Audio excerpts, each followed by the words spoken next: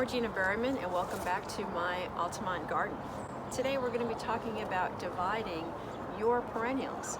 So your hostas, your wild geraniums, your ground covers, your yarrow. Every 2 to 3 years you have to divide your perennials. So let's get started. So I'm here in my island bed with my rose campion perennial. I love this plant. It has a gray silvery leaf that has the fuzzy texture to it. Children just love it. It's deer resistant, and during the winter time it doesn't die back. So I have this continual silvery carpet throughout the year. It's absolutely fantastic. But it's been here for about 2 years, and as you can see, it's starting to spread. So I'm going to dig some of these up and I'm going to divide them. You divide your perennials for basically 2 reasons. One is that the plant is actually overgrown in space and you want to make a smaller plant out of it. And the other reason is because you want to create more space so that the roots of the plant can access the soil nutrients. So the plant can grow more vigorously, flowers better, and just have a happier plant in general.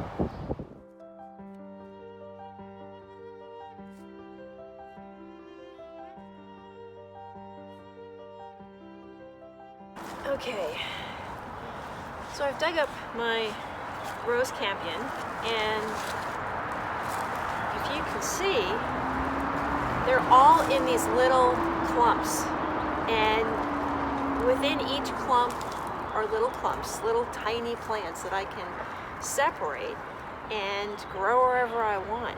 That's the other great thing about perennials, is that they're so cost effective. If you have a space in your garden that you need to fill with a plant that you love, but it's somewhere else, just divide your perennial. It's free, so it's great.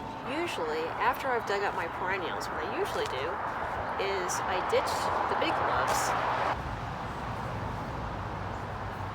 and I get out my purple gloves. So if you see here, this plant I just dug up, it has a good root system on it. So I can just take this plant and separate the clump.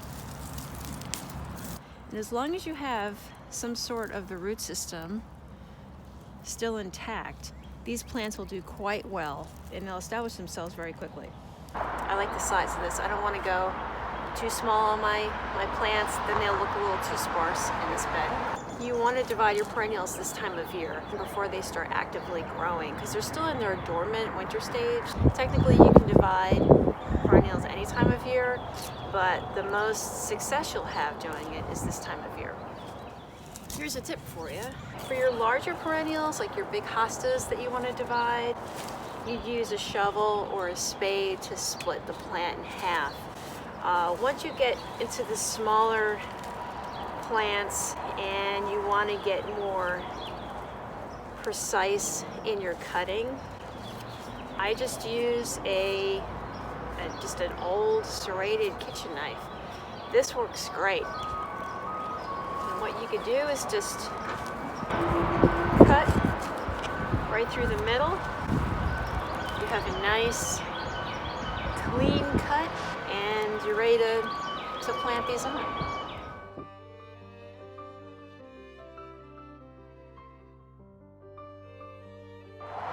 These Rosa campion are great plants. They have a small, rich magenta flower with a little creamy center, and they pose a great background for my yellow and orange and blue perennials during the season.